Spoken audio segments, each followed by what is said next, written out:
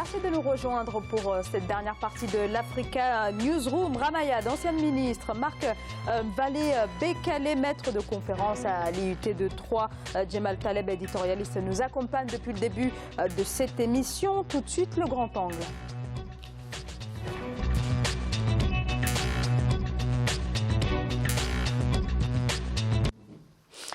La 4e édition du Salon international de l'agriculture et des ressources animales se poursuit à Abidjan jusqu'au 26 novembre. 600 entreprises et 3000 exposants sont présents. Il s'agit de la plus grande manifestation du genre en Afrique de l'Ouest. Et cette année, un programme de plus de 11 milliards de francs CFA vient d'être signé afin d'impulser une nouvelle dynamique dans le secteur agricole. Les précisions de Deogracia Spodo. Le gouvernement ivoirien a annoncé mercredi 22 novembre 2017 la mise en œuvre d'un deuxième programme national d'investissement agricole couvrant la période 2018-2025. Ce dernier couvre plusieurs sous-secteurs, notamment l'élevage, la pêche, l'aquaculture, la gestion de l'environnement et le développement rural. D'un coût total estimé à 11 905 milliards de francs CFA, cette nouvelle phase du projet permettra la mise en place de 9 agropoles qui couvriront l'ensemble du territoire ivoirien. Ce PNIA 2 innove pour ce fait avec la création, ce qui s'appelle désormais les agropoles. La zone agropole prendra en compte toutes les activités et besoins de l'ensemble des acteurs privés et publics. Le programme national d'investissement agricole, phase 2, sera financé par le secteur privé et le secteur public, respectivement à hauteur de 60% et de 40%. L'État compte orienter ses investissements dans les infrastructures hydrauliques, la réhabilitation des pistes agricoles et le renforcement des capacités des acteurs opérant en faveur du développement rural. Ce PNIA 2, par ailleurs, apporte une réponse à la nécessité d'une meilleure synergie d'action et des résultats. Chaque agropole ou chaque zone d'agropole en amont toutes les activités qui permettent d'améliorer la production agricole de la zone concernée. La Côte d'Ivoire s'est dotée courant 2012 d'un programme national d'investissement agricole constituant le cadre de référence pour la réalisation des investissements dans le secteur. La première phase couvrant la période 2012-2016 d'un coût total de 2040,50 milliards de francs CFA a permis l'augmentation des productions agricoles ivoiriennes. Des performances qui ont permis au pays d'être premier producteur mondial de cacao, de noix de cajou et de cola.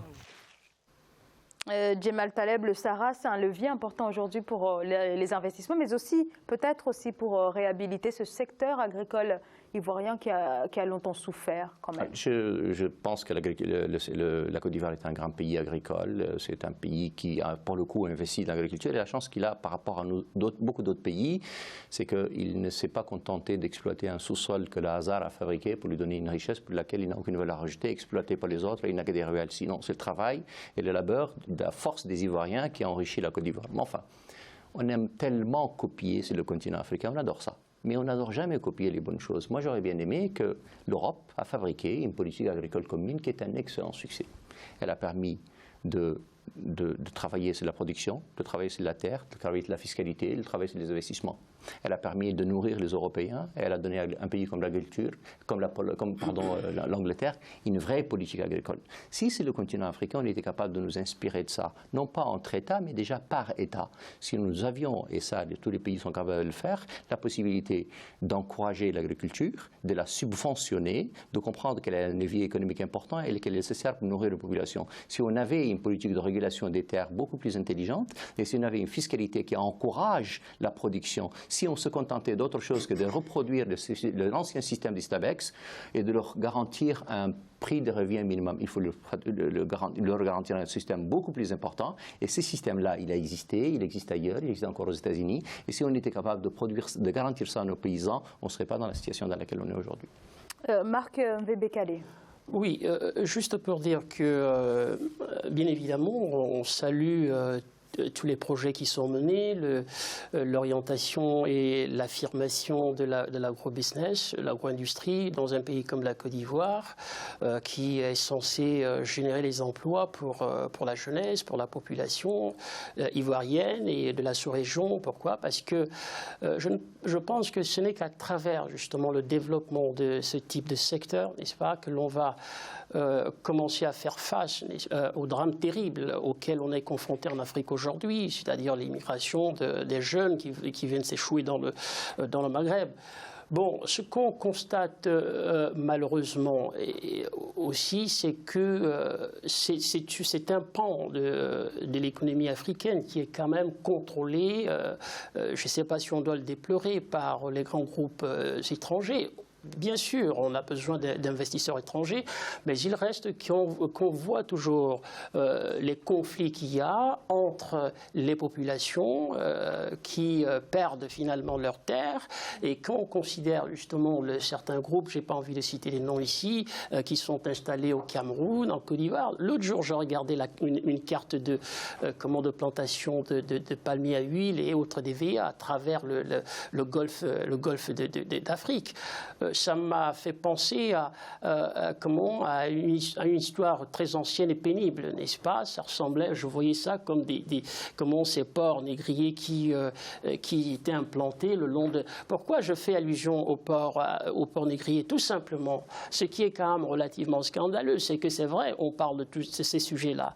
On encense les groupes étrangers qui, bon, bien évidemment, s'installent, cherchent à se faire de l'argent et éventuellement à créer des emplois. Mais quand on voit l'exemple du Cameroun, où dans les plantations, les gens sont payés à 60 € par mois, et j'estime qu'on est là dans des contradictions qui font que les jeunes qui sont portés par le rêve, n'est-ce pas, migrent vers des lieux où ces rêves peuvent se réaliser. On salue absolument ces actions. Ramayad, plus de 11 milliards de dollars. De quoi impulser quand même une nouvelle dynamique dans la transformation agricole, puisque c'est l'enjeu principal de... Oui, effectivement, les chiffres donnent le tournis. Par rapport au premier plan, où on était à 3 milliards, on est passé à 15 milliards d'euros, ou en dollars presque. C'est une bonne chose, c'est vrai. L'enjeu agricole, sous-estimé souvent dans les débats publics, est très important pour l'Afrique, parce qu'on a quand même un paradoxe extraordinaire, c'est l'Afrique qui devrait nourrir le monde, et c'est l'inverse qui se passe. C'est-à-dire qu'on a les 2/3 des terres arables non exploitées sur la planète Terre sont en Afrique, et pourtant l'Afrique, chaque année, importe pour 65 milliards de denrées alimentaires. C'est absolument pas normal. C'est absolument pas normal. Donc, il est important que des États comme la Côte d'Ivoire, mais il en faut d'autres aussi, répondent aux objectifs que s'étaient fixés d'ailleurs les États il y a quelques années autour de Maputo, qui est de dire on va consacrer 10% de notre budget annuel à l'agriculture. Et effectivement, attention, moi je pense à 3 points. L'accaparement des terres par rapport aux grands groupes industriels qui font de la concurrence déloyale effectivement aux petits agriculteurs, parce que tout ça doit quand même servir à créer de l'autosuffisance alimentaire pour les petits agriculteurs. On n'est pas que dans l'agro-business porté par les grands groupes étrangers. La deuxième chose, et ça c'est important, c'est le cas de la révolution verte.